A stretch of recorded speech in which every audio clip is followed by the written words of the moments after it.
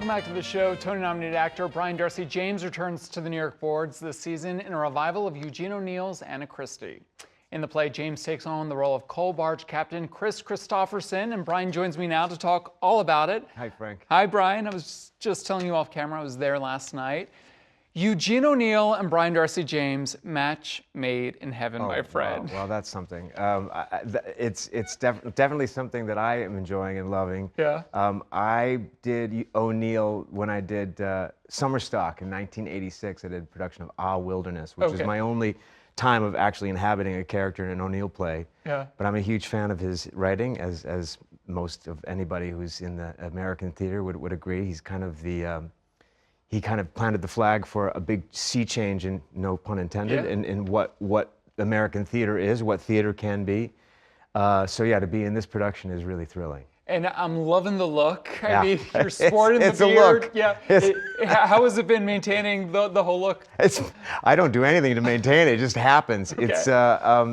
It's an interesting thing because it is a different kind of experience for me, just in terms of how I'm in the world with this big beard. And you know, it's great for the character, not so much for real life.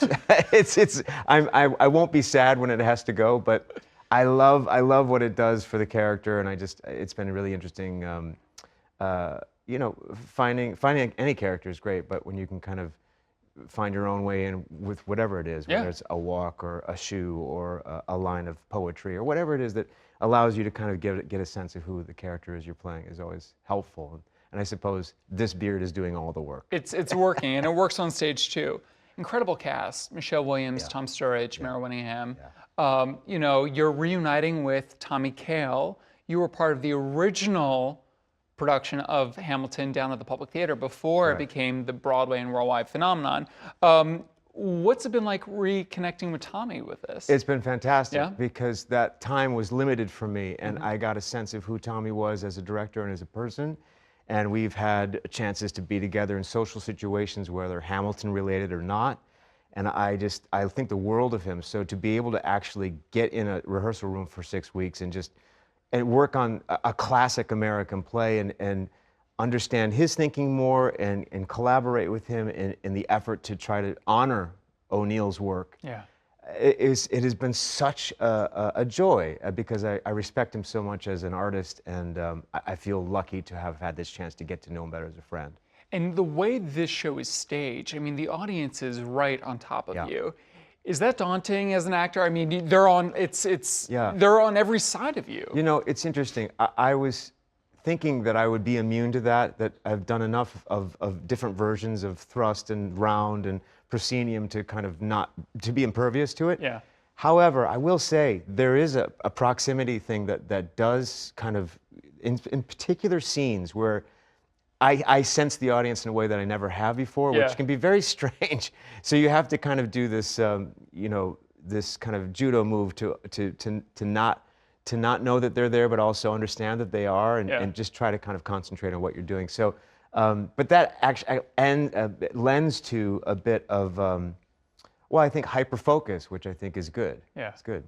I do want to point out that you are also on screens all around the world with The Copenhagen Test, a new espionage thriller. Yeah. Tell me a little bit about that. It's on Peacock, and it stars Simu Liu as a CIA-type analyst who has been hacked. His brain has been hacked organically by nanite technologies. Imagine the smallest computers you can imagine, ingesting them somehow, and it taking over your eyes and ears so that the enemy can hear and see what you are experiencing in the world. It's terrifying to consider. Yeah. And probably not too far off in terms of the reality of technology.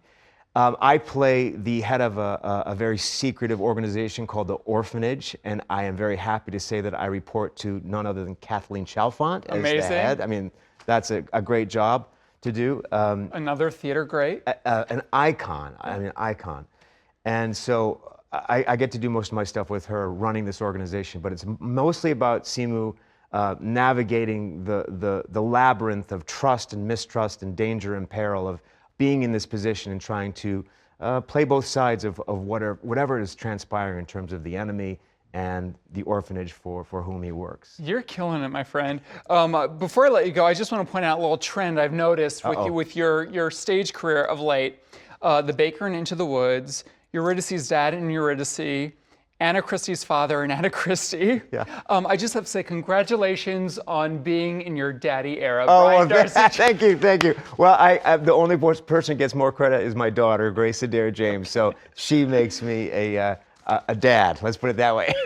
Fair enough. Congratulations on everything. You can catch Frank. Brian on stage in Anna Christie at St. Anne's Warehouse through February 1st. You don't want to miss it.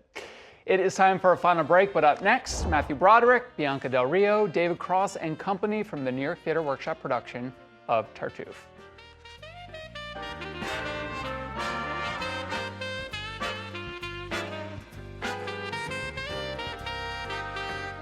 Thanks for watching our YouTube channel. For more premiere theater coverage and exclusive interviews, click the subscribe button. You can also download the Spectrum News app or watch us on TV for the latest information, balanced coverage, weather updates every 10 minutes, and more. We'll see you there.